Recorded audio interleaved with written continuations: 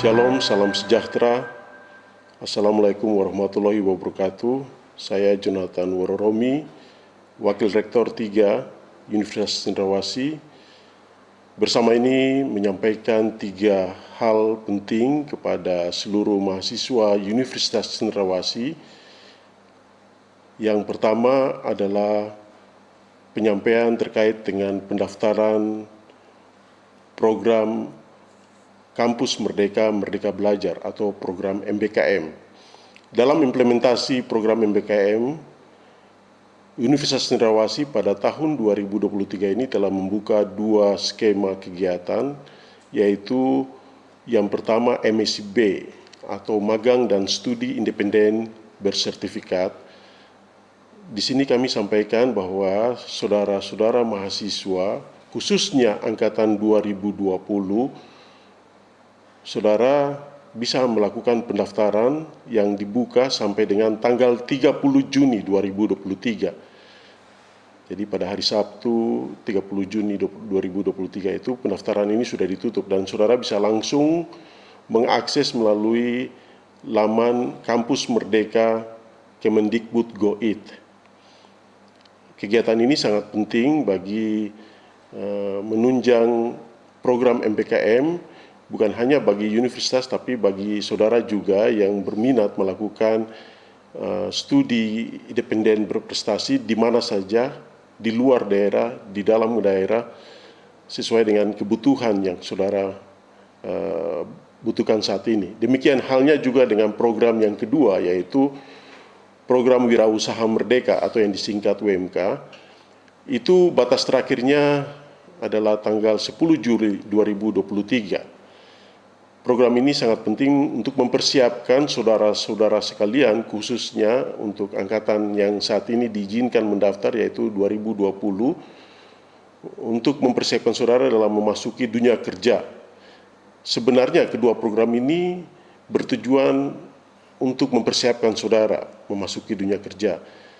Hal yang perlu kami tegaskan di sini bahwa apabila saudara sudah mendaftar resmi dalam program MBKM yang kami maksudkan, yaitu MSB maupun WMK, Wirausaha Merdeka, maka saudara tidak perlu lagi mendaftar kuliah, melakukan pendaftaran atau mengisi KRS online, karena program ini sudah merupakan program alternatif yang saudara pilih, dan mata kuliah yang akan diambil dalam program-program ini akan dilakukan konversi ke mata kuliah pilihan yang ada di setiap prodi di Universitas Cendrawasih. Nah, yang melakukan konversi mata kuliah tersebut adalah tim konversi yang dibentuk di setiap fakultas di bawah koordinasi para pembantu dekan 1 dan para pembantu dekan 3.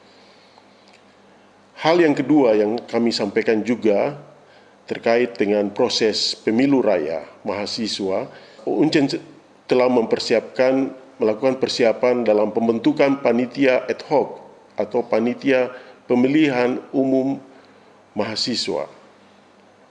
Dan proses ini akan melibatkan para dosen, para pembantu dekan 3, dan juga staf dan seluruh sivitas akademika dalam proses ini. Bagian ini penting kami sampaikan sehubungan dengan proses pemilihan yang dilakukan melalui mekanisme sidang pleno yang sampai saat ini masih terkendala, sehingga lembaga mengambil alih bagian ini untuk melakukan pemilihan secara langsung oleh mahasiswa, sehingga selanjutnya kami berharap adanya kerjasama dari para ketua BEM atau dalam hal ini para ketua DPM di setiap fakultas untuk bisa membantu kami dalam proses sosialisasi pelaksanaan pemilu raya di tahun ini juga. Berikut yang akan bagian ketiga yang akan kami sampaikan juga, yaitu lebih umum kepada kegiatan-kegiatan organisasi mahasiswa jelang penerimaan mahasiswa baru tahun 2023 maupun secara umum sehubungan dengan kegiatan organisasi mahasiswa yang berhubungan dengan kegiatan-kegiatan yang bersifat internal maupun eksternal. Di sini kami juga himbau bahwa menjelang tahun politik 2024 ini, kami berharap adanya dukungan positif dari para mahasiswa, khususnya organisasi mahasiswa di Universitas Cendrawasih untuk berperan aktif dalam menjaga ketertiban dan keamanan menyongsong tahun politik tahun 2024 nanti. Dan ada beberapa poin yang perlu diperhatikan bahwa semua kegiatan organisasi mahasiswa prinsipnya itu harus bertujuan tujuannya itu harus sesuai dengan pendidikan tinggi. Tujuan pendidikan itu tinggi itu termuat dalam Undang-Undang Nomor 20 Tahun 2023 tentang Sistem Pendidikan Tinggi dan Undang-Undang Nomor 12 Tahun 2012 tentang penyelenggaraan dan pengelolaan pendidikan tinggi. Yang kedua dari poin ini adalah bahwa agar dipastikan semua kegiatan itu sifatnya aman secara fisik maupun psikologis. Artinya semua kegiatan itu harus bebas dari semua tindakan intoleransi, bebas juga terhadap perundungan, baik kekerasan secara fisik maupun kekerasan seksual. Karena bagian ini penting sekali kami sampaikan supaya dapat dilakukan dan dijaga dengan baik untuk semua kegiatan itu.